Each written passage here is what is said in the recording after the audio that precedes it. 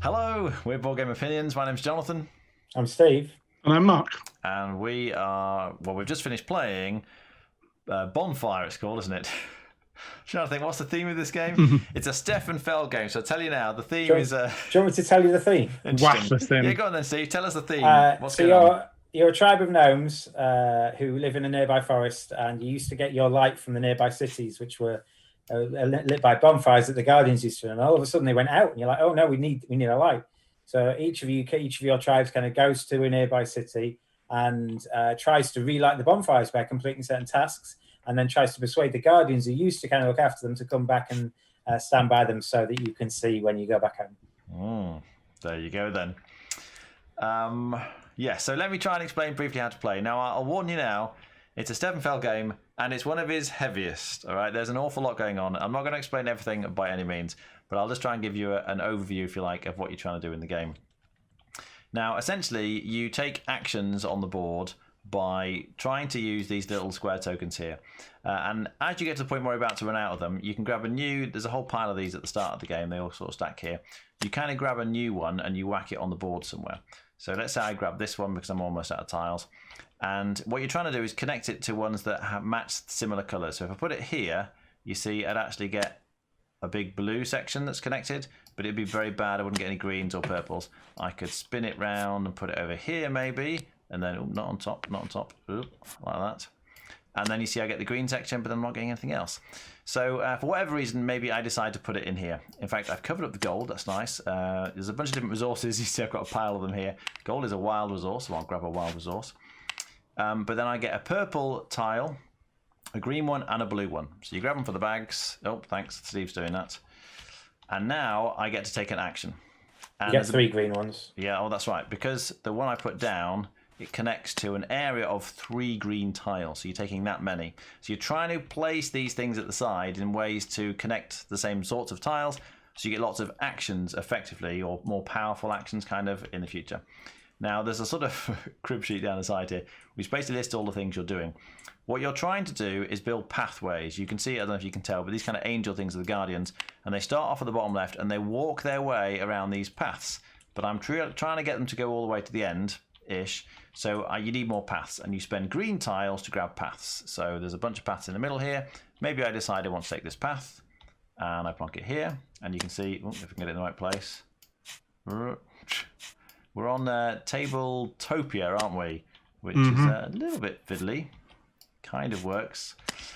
So now you can see I've managed to extend this. So that's one thing you can do. Something else you can do is move the bonfire. This purple token here lets you move the bonfire in the middle of the board. There's a kind of arrow here, and you move it, click, and then you get to take the stuff around the outside. So imagine it was actually, let's go, this might be slightly more interesting here.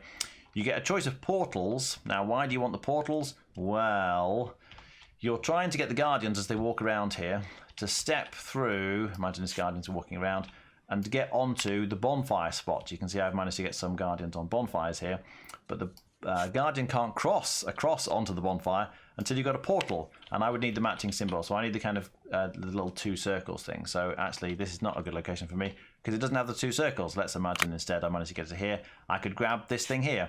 This would also, this is one way of getting resources. I could get the ginger or whatever this is, and I could get another task potentially. You're picking 2 out of the 3 things there, but in this case I would get the portal, which would slot neatly in the gap there. And now the guardian has the ability to walk across onto the bonfire. Now, obviously, you need to get the bonfires as well. Now, the way you get the bonfires is you sail around in the sea. I don't know how he comes up with these themes. But you need sailing tokens for those ones. Here we go. Here's a sailing token. So you'd spend a sailing token and you get to move your boat. And the more sailing tokens you spend, the further you can move.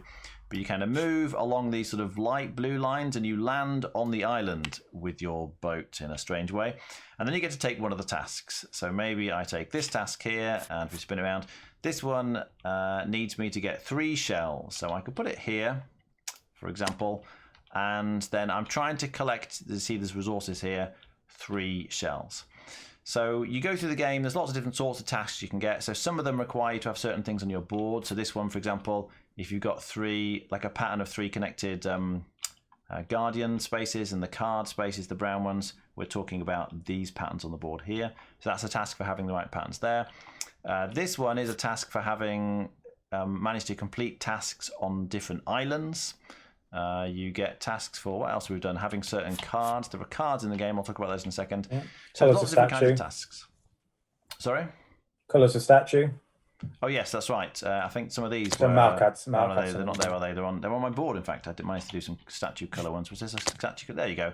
So getting the right guardians, you can get colours of those. So you get the bonfire, and then this gives you an action to complete. So once you manage to complete it, you get to flip it over at the end of your turn and light the bonfire. And once you've lit the bonfire, you can send one of your these gnomes. Did you say? Around something like that, yeah. No, outside here. And you get to they're definitely names of the cards. You get to take a bonus action. So maybe I decide to plonk him here, and I get to take another of those pathways. They're quite important, like this, and I get it for free. That's great. That kind of completes my pathway. So that's how you light the bonfires. You're basically trying to complete the tasks by doing different things. Now, how do I actually get the guardians to move onto the bonfires across the portals? Well, there's a guardian symbol. Oh, this action thing here lets you move the guardians. So if you spend one of these, all the guardians move one space. If you spend two, they move two spaces. And this is the main way that you get resources. I've ended up with the pile of resources because I did lots of guardian movements at the end of the game.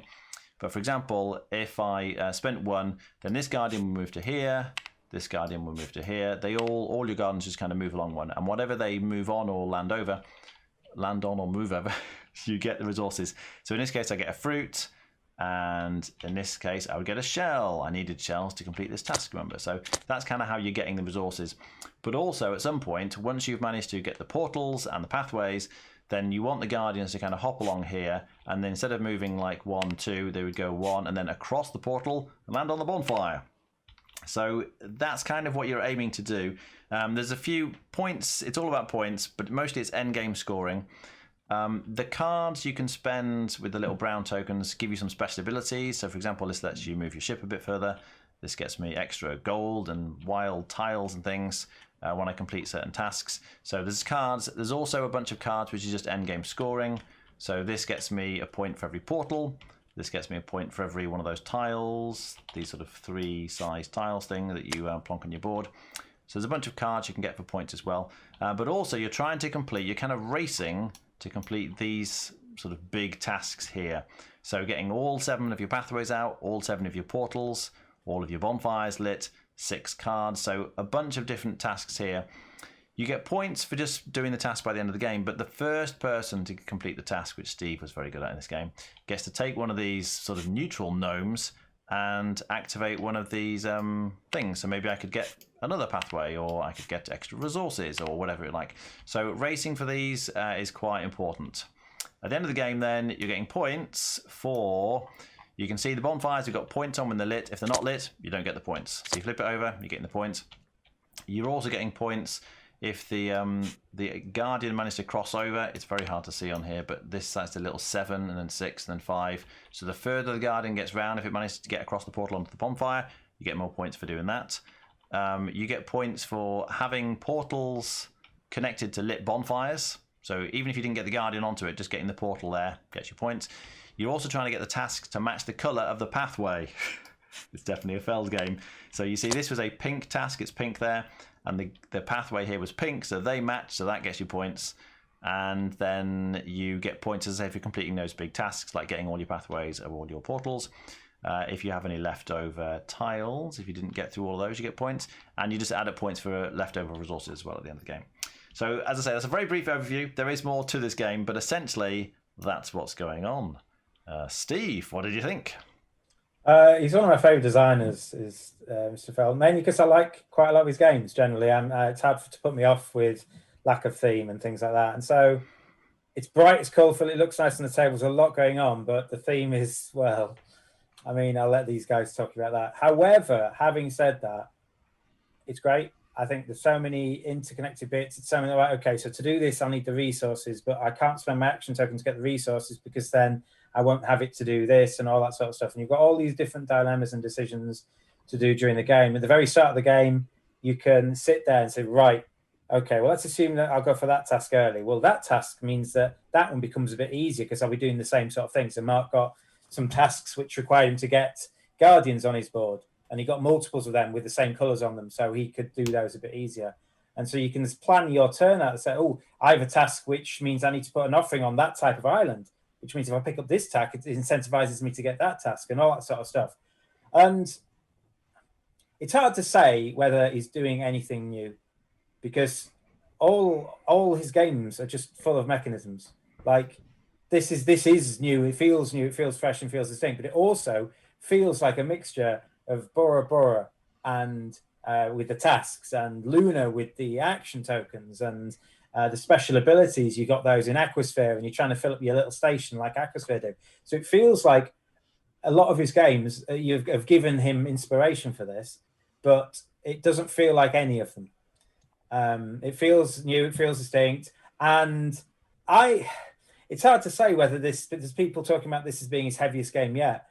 I'm not sure, because I've taught it to someone else on Tuesday, and then these two guys tonight, and with teach and playthrough, we've got it done in 2 hours. We haven't struggled, I don't think.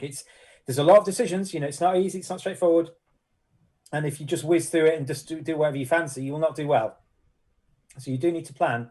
But in terms of being actually heavy, I don't know. I really like it, but I feel like I prefer others better. Mark? I'm not as big a fan of Feld games or point salads, though I don't hate them. I'm just not as big a fan of Steve. Though I think the first point of this, I'd say this is less a point salad than some of his games. Yeah. The clear way of getting points is on the card, and it isn't. There is a clear succession of completing tasks and bonfires, flipping them over, matching colours. They're like, other than the additional scoring cards, a lot of the points come from very specifically either the bonfires or by the end game scoring in the midsection. So it's not quite as wide open as that.